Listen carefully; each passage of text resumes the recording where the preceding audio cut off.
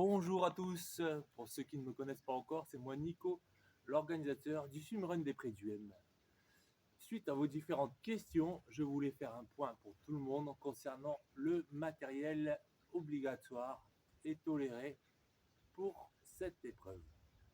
Commençons tout de suite par les chaussures. Et oui, elles sont obligatoires pour la partie natation et course à pied. Ces chaussures, je vous conseille des chaussures assez aérées qui permettent d'évacuer l'eau rapidement. Un renfort en mousse pas très important pour ne pas faire effet éponge et alourdir les chaussures. Et au niveau crampons, il n'y a pas forcément besoin d'en avoir car nous allons rester sur les chemins de schiste. En ce qui concerne le matériel qui est autorisé, je veux vous présenter les plaquettes de natation, vos amis que vous connaissez bien. Toutes les tailles sont autorisées, mais attention, ne prenez pas trop gros, vous risqueriez de vite saturer au niveau des bras.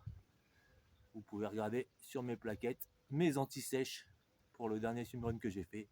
J'avais noté toutes les distances de natation et course à pied, comme ça je n'avais pas de surprise sur le parcours. Au niveau du pull boy, il est fortement conseillé. Pourquoi? Pour faire relever vos jambes. Avec les baskets, ça a tendance à couler. Ce pull boy doit être attaché à vous, soit de cette façon-là, avec deux élastiques.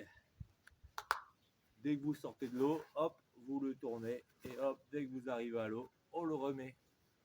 La deuxième solution, c'est d'utiliser un pull boy placé directement sur un élastique sous forme de ceinture. Comme ça, vous l'avez à la taille. Arrivé à l'eau, hop, on le glisse entre les jambes. Dès qu'on sort de l'eau, on relâche. Il n'y a aucune manœuvre à faire. Le deuxième avantage de ce système est que l'on peut rattacher sa longe élastique à la ceinture directement et ne pas s'encombrer avec une deuxième ceinture. Au niveau de la tenue, vous pouvez utiliser une combinaison de swimrun. Voici le modèle Europium, par exemple, dont je suis représentant de la marque.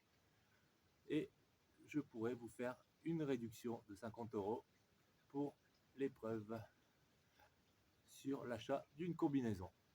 Donc cette combinaison a l'avantage de tenir au chaud.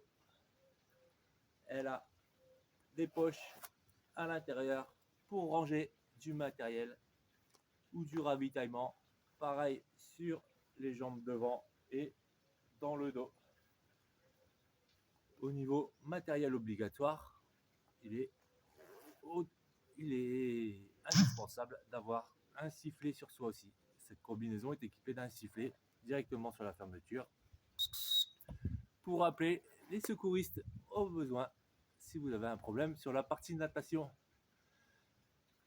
Donc cette combinaison n'est pas forcément obligatoire car il va faire chaud, très chaud même. Donc vous pouvez utiliser la trifonction classique, mais il y aura une restriction. Comme vous ne flottez pas, nous voulons absolument que vous ayez un moyen de flottaison, soit par l'intermédiaire d'un pull boy. Et si ce n'est pas votre choix, on vous demandera de prendre une bouée de sécurité à l'entrée de chaque partie de natation et de vous l'attacher à la taille comme ceci. Et voilà, à la sortie de l'eau, vous n'aurez qu'à la déclipser et la laisser sur place pour en prendre une autre à la prochaine partie natation. Voilà, j'ai fait le tour.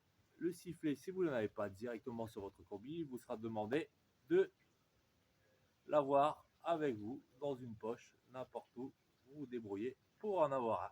Il vous sera demandé au contrôle, aux inscriptions.